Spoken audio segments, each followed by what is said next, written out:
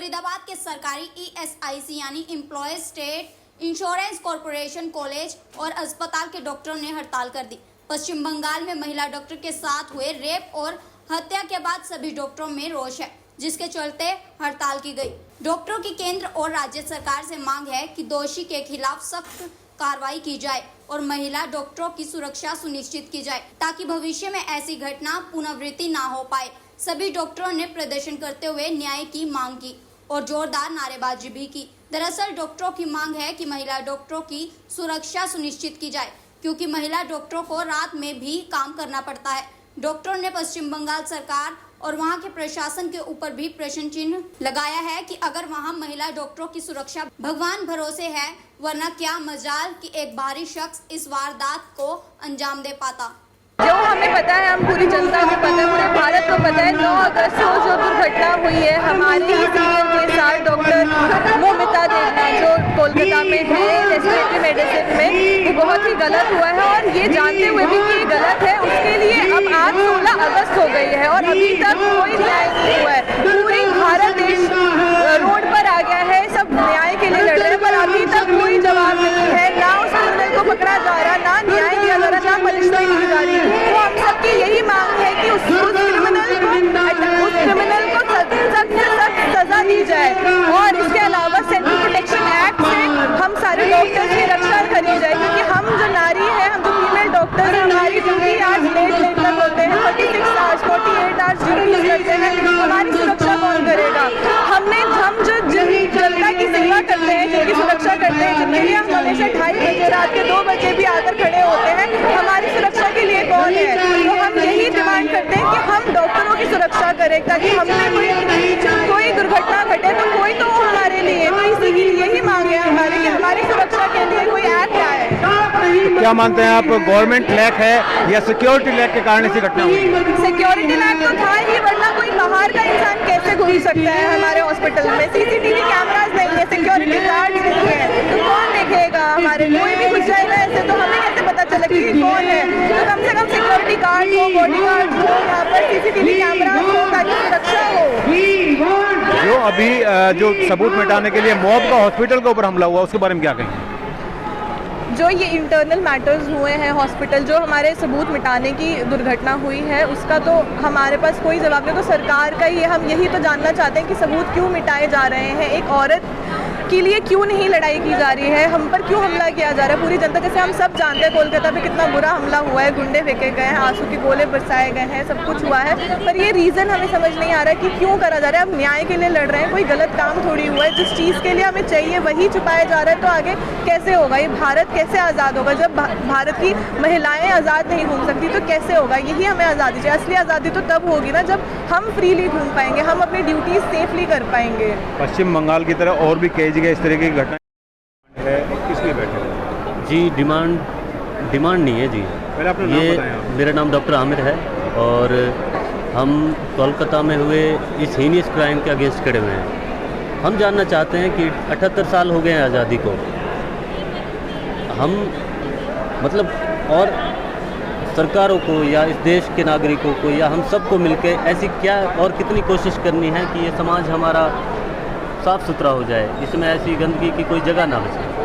और आप बताइए, आप भी नागरिक हैं, आप यहाँ पे जनता की आवाज़ बनकर आए हैं कि जिस हिसाब से हम चलो रास्ते पे किसी जंगल में कहीं नुक्कड़ पे काम होता तो सवाल उठ जाते कि भाई ठीक है, वहाँ सिक्योरिटी नहीं थी, वहाँ ये नहीं था, वो नहीं था, लेकिन ये हॉस्पिटल के अंदर हुआ है ये काम।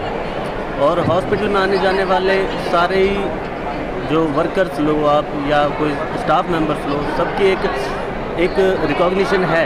क्या मानते हैं आप, लैक ऑफ सिक्योरिटी और लैक ऑफ गवर्नमेंट? ये दोनों जगह पे लैकिंग है, गवर्नमेंट के पार्ट पे भी और एक जनरल पॉपुलेशन में भी एथिक्स की कमी है।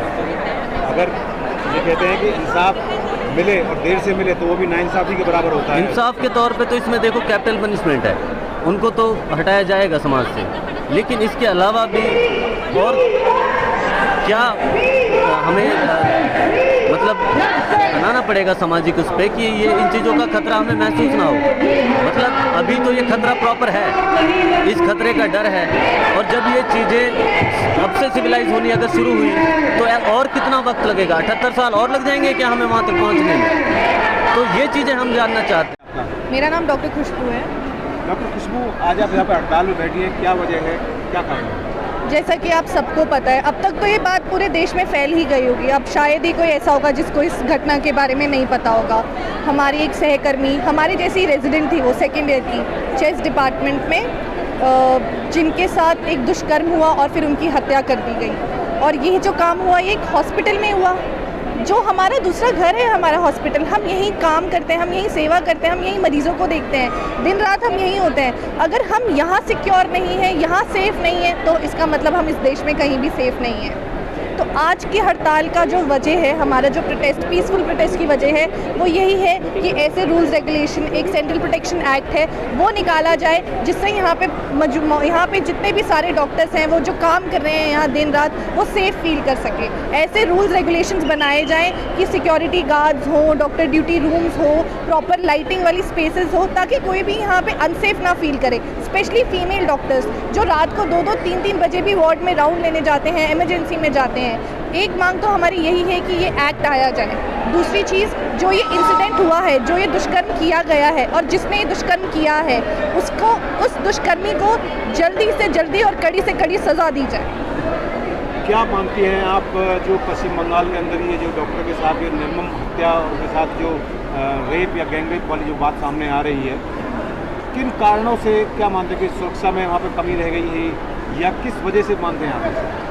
जी, इसके कारण अगर हम न्यूज़ सुने तो बहुत कारण आ रहे हैं, लेकिन कुछ भी फुल प्रूफ हमें पता ही नहीं लग रहा है यहाँ बैठ के कि क्या कारण था, क्या नहीं। बस एक बात हमें पता है, हॉस्पिटल के अंदर एक डॉक्टर के साथ एक घटना हुई, तो इसका मतलब कुछ तो कमी रही होगी ना। वहाँ गार्ड्स क्यों नहीं थे, वहाँ लाइटिंग क्यों नहीं थी, क्या कारण रहा है? इसी के लिए तो इंक्वायरी होनी चाहिए कि वहाँ पे सरकार की कमी मानते हैं कि सरकार की कमी की वजह से इस चीज़ की, सरकार मान लो, प्रशासन मान लो, अगर ये कुछ हुआ है तो कहीं ना कहीं कमी तो रही है ना। सिक्योरिटी की जिम्मेदारी किसकी है? एक फीमेल डॉक्टर अगर एक हॉस्पिटल में है तो हॉस्पिटल इज रिस्पॉन्सिबल ना उसकी सिक्योरिटी के लिए, वहाँ का प्रशासन इज रिस्पॉन्सिबल ना सिक्योरिटी के लिए। उसके बाद मीडिया रिपोर्ट्स भी ये आ रही है कि वहाँ उस हॉस्पिटल में सबूत मिटाने के लिए मॉब जो है वहाँ पे हमला करती है। बिल्कुल, मीडिया में यही रिपोर्ट आ रही है। क्या मतलब था इतने हज़ारों लोगों का आने का? एक पीसफुल प्रोटेस्ट हो रहा है, डॉक्टर अपनी एक पीसफुली मांग रख रहे हैं, उस चीज़ को ख़राब कर दिया। वो ही नहीं, इमरजेंसी सर्विसेज, इमरजेंसी तोड़ दी उन्होंने। ये तो कोई तरीका नहीं है। ऐसा क्यों हुआ, क्यों किया गया? पुलिस के रहते हुए ऐसा हो गया, फिर तो बहुत ही बड़ा क्वेश्चन मार्क है ना कि इतना सब कुछ हो रहा है फिर भी कुछ भी जल्दी हो ही नहीं रहा, कोई बात ही बाहर नहीं आ रही है, कोई रिस्पॉन्स ही नहीं आ रहा है सरकार की तरफ से। ये तो बहुत मुश्किल है डॉक्टरों के लिए इस देश में काम करना ऐसे। अभी जो प्रोटेस्ट कर रहे हैं आप, ये कितने दिनों तक का प्रोटेस्ट है, और आगे जो हालात रहने वाले हैं उसको देखते हुए क्या आगे बढ़ाने की उम्मीद है इस प्रोटेस्ट को? ये हमारा आरडीए डिसाइड करेगा, जो हमारे हॉस्पिटल का है, जो हमारी इंडियन मेडिकल एसोसिएशन की तरफ से जो भी जानकारी आएगी, और जो इस केस में जैसे जैसे डेवलपमेंट होगी वैसे वैसे ये प्रोटेस्ट होगा उस हिसाब से।